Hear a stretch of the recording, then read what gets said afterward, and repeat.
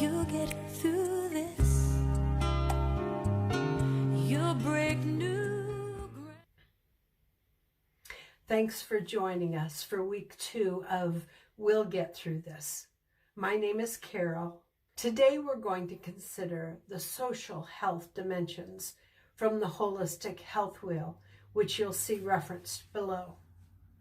Before we get started, would you please consider subscribing below and give me a thumbs up if you like my film? As we grapple to work through a difficult time, it's really important to see where we put our focus. Some of us will pull back completely and will isolate, will insulate ourselves from the world. It may be for self-care. Some of us are going to do it for self-preservation. Some of us will do it out of total fear. And some people will do it just because they feel so overwhelmed. Take note of whether you feel this is healthy. My friend Leslie recently told me it sucks to feel bad about things that are good for you.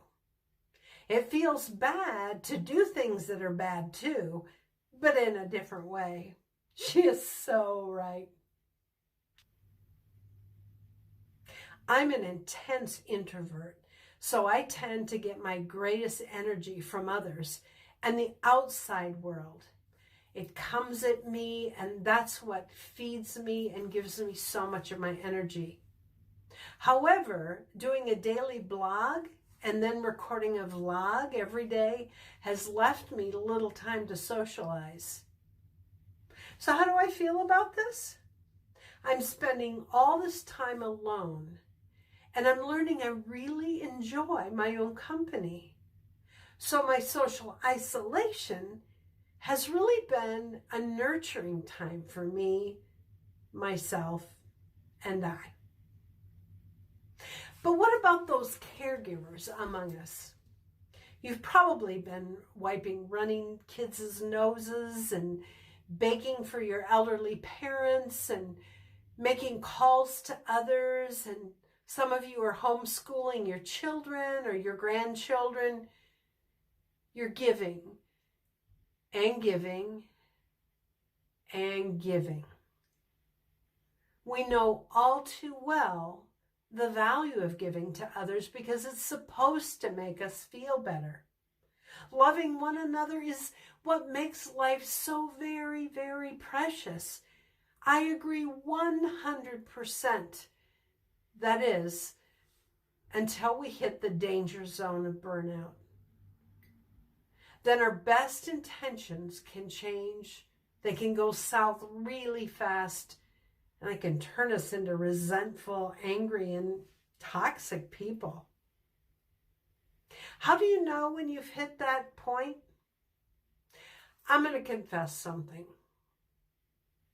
I was a counselor for 24 years, and I used to think I had all the answers for people when they were desperate.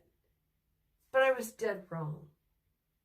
I learned along that journey that we already have the answers within us. Sometimes we just need to hear the questions. We have to take the time to ask ourselves the questions and then listen to our own answers. It's simply about being mindful of what is really going on inside of us.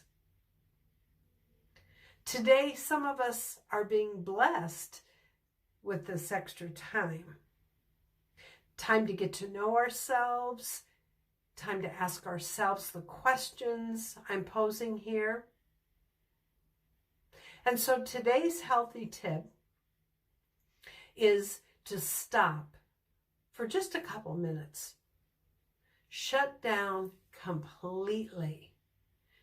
Think about what is going on.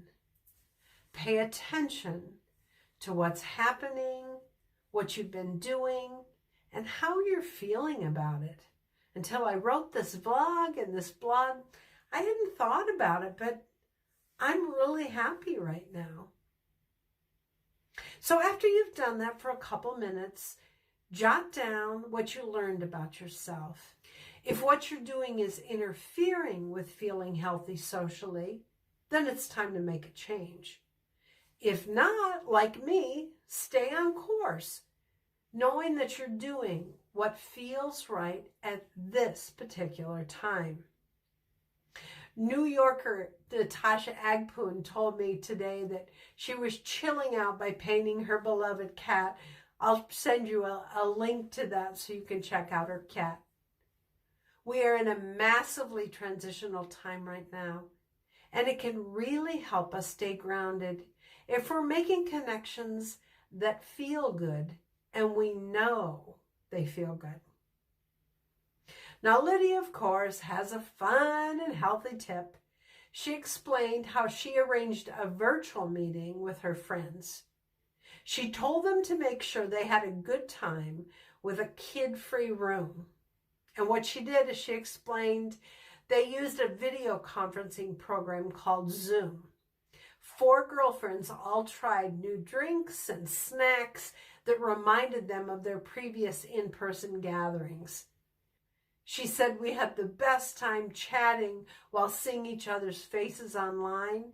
It felt so good to vent to friends and feel that even though things are really strange right now, our relationships haven't changed. She said they shared a lot of giggles. Now it's your turn. Share with your health buddy about what you think of today's tips. So what's your pleasure? Are you going to crack open a bottle of your favorite beverage? Are you going to sit in a steamy tub and reflect on your thoughts?